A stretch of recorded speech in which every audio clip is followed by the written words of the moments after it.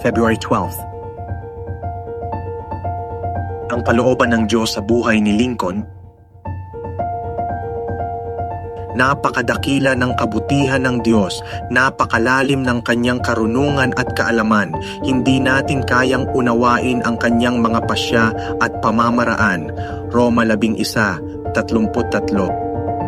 Si Abraham Lincoln na ipinanganak sa araw na ito noong 1800 ay nanatiling may pag-aalinlangan at minsan ay maging mapanlait tungkol sa relihiyon hanggang sa kanyang 40 taon. Kaya't kahanga-hanga kung paano ang personal at pambansang pagdurusa ang humila kay Lincoln patungo sa katotohanan ng Diyos sa halip na itaboy siya palayo. Noong 1862, nang si Lincoln ay 53 taong gulang, namatay ang kanyang 11 taong gulang na anak na si Willie. Ang asawa ni Lincoln ay sinubukang harapin ang kanyang kalungkutan sa pamamagitan ng paghahanap ng mga New Age medium.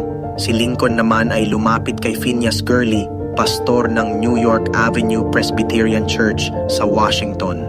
Ilang mahabang pag-uusap ang humantong sa tinukoy ni Gurley bilang isang pagbabalik loob kay Kristo. Ibinahagi ni Lincoln na siya ay maraming beses na napilitang lumuhod dahil sa labis na paniniwalang wala na akong ibang mapupuntahan. Gayon din naman, araw-araw siyang hinahampas ng mga kakilakilabot na tanawin ng mga patay at sugatang sundalo. Mayroong 50 ospital para sa mga sugatan sa Washington. Ang silid ng Kapitolyo ay may 2,000 higaan para sa mga sugatang kawal. Karaniwan, 50 sundalo bawat araw ang namamatay sa mga pansamantalang ospital na ito. Ang lahat ng ito ay nagtulak kay Lincoln na mas lumalim sa pananalig sa probidensya ng Diyos.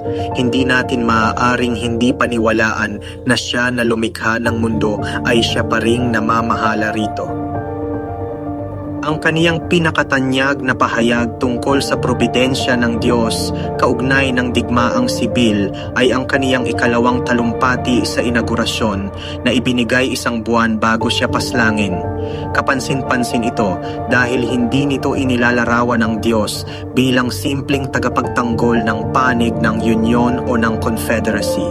Mayroon siyang sariling mga layunin at hindi niya binibigyang katwiran ang kasalanan ng alinmang panig. Taos-puso tayong umaasa, taimtim tayong nananalangin na ang malupit na hagupit ng digmaang ito ay agad na magwakas. Subalit kung loloobin ng Diyos na magpatuloy ito hanggang ang lahat ng kayamanang naipon sa 200 taong walang bayad na paggawa ng mga inalipin ay malipol at hanggang ang bawat patak ng dugong dumanak dahil sa latigo ay masuklian ng iba pang dugong dadanak sa tabak. Gaya ng sinabi 3,000 taon na ang nakararaan at hanggang ngayon ay dapat pa ring sabihin, ang mga hatol ng Panginoon ay tunay at lubos na matuwid.